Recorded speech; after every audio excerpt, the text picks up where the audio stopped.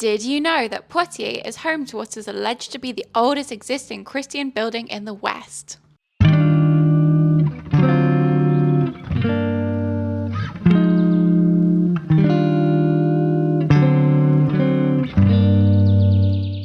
Poitiers is served by its very own international airport, Poitiers, which connects to destinations such as London and beyond.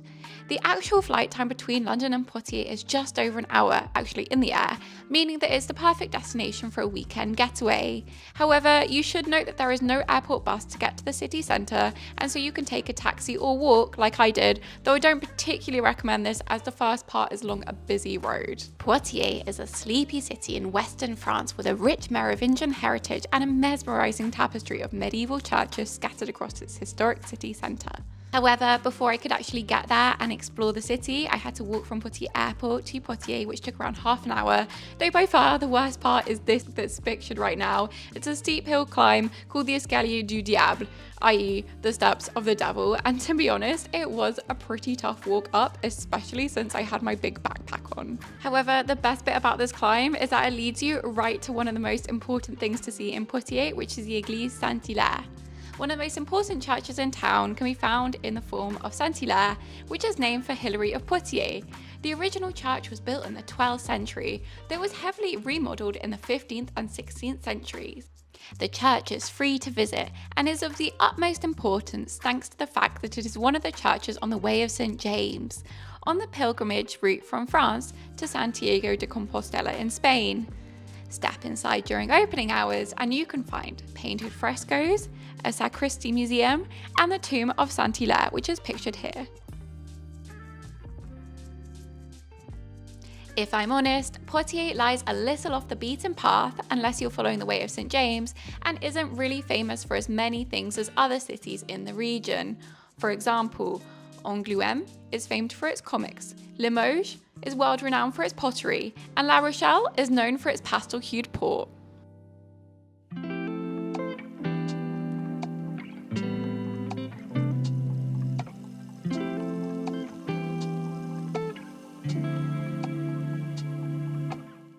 There are a fair few options when it comes to hotels in Poitiers, but I personally opted to stay in the Ibis Styles in the centre of town. It was super close to all of the attractions, and the best part about it was that I somehow got a free room upgrade when I arrived. So I got there and then I realised that I had this cute little balcony where I could sit outside and kind of watch the sunset later on in the evening. It was kind of hard to open the door, as you can tell, but once I got out there, it was really nice to look at the view and kind of see a new perspective of the city.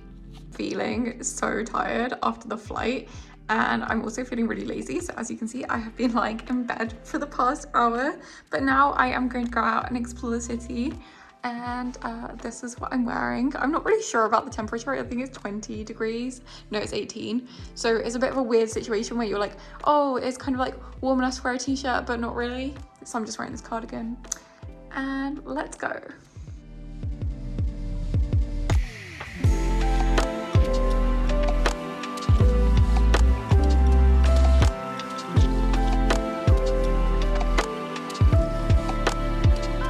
The Church of Notre-Dame is undoubtedly the star of the show when it comes to attractions in Poitiers. Conveniently located just a stone's throw away from the tourist office, the first thing to greet you when it comes to Notre-Dame is its impressive facade, which features 12th century carvings recounting scenes from the Bible.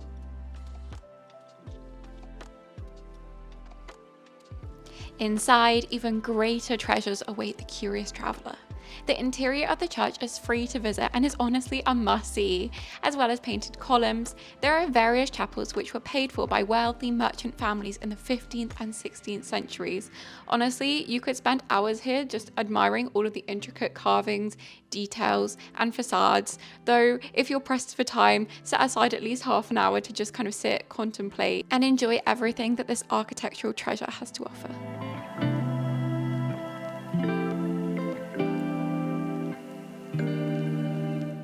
Like many towns and cities in France, the Town Hall of Poitiers is a well-appointed building standing firmly in pride of place in a central square. It's actually not that far away from the Poitiers Hotel where I stayed. The edifice itself was constructed in the latter half of the 19th century and is still used for many important functions today, including weddings. Directly outside the front facade of the museum, the Place du Maréchal Leclerc is one of the more happening places in town, particularly on Friday and Saturday evenings. Here, bars spill out onto the street, and it's a pleasant spot to sit and people watch the world go by.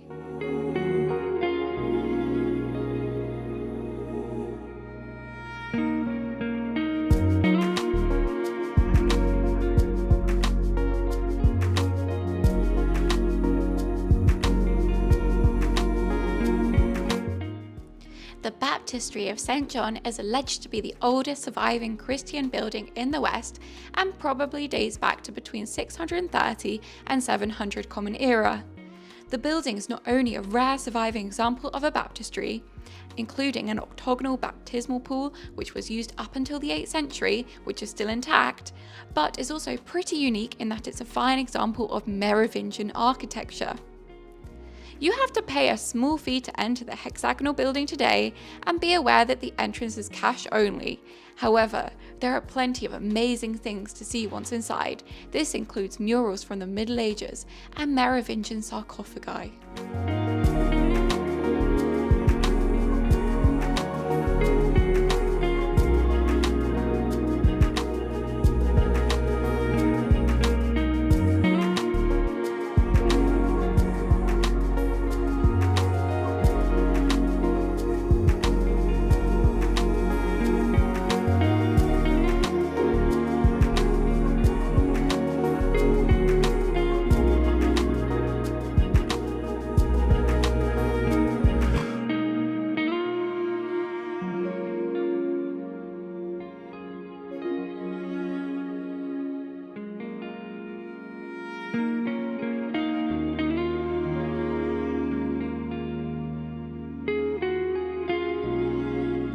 Bells have been ringing out in Poitiers since the 11th century.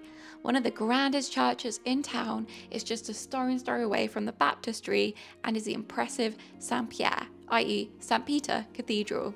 This was consecrated in 1162 on the ruins of a former Roman basilica. The cathedral itself is free to visit, though I highly implore you to take around a look at the square in front of the front facade, which is full of architectural gems.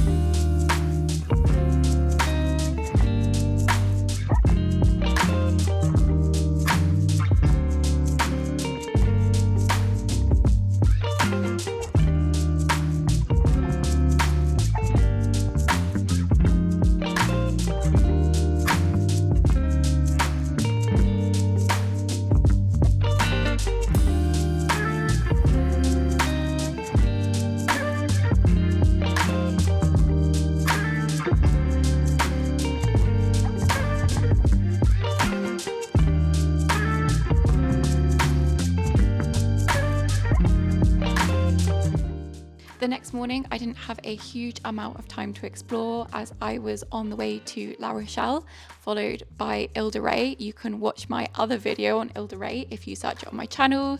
Otherwise, the breakfast was included with my hotel room, which I quite liked, and I had just one more stop to explore. The fortified and splendid grandeur of the palace of the Aquitaine Dukes has not been diminished by time, and still today the palace stands in pride of place in the very heart of old Poitiers. On the way you'll see lots of cobbled lanes and little narrow alleyways. The entire complex is surrounded by ditches and was once one of the principal residences of the Dukes of Aquitaine.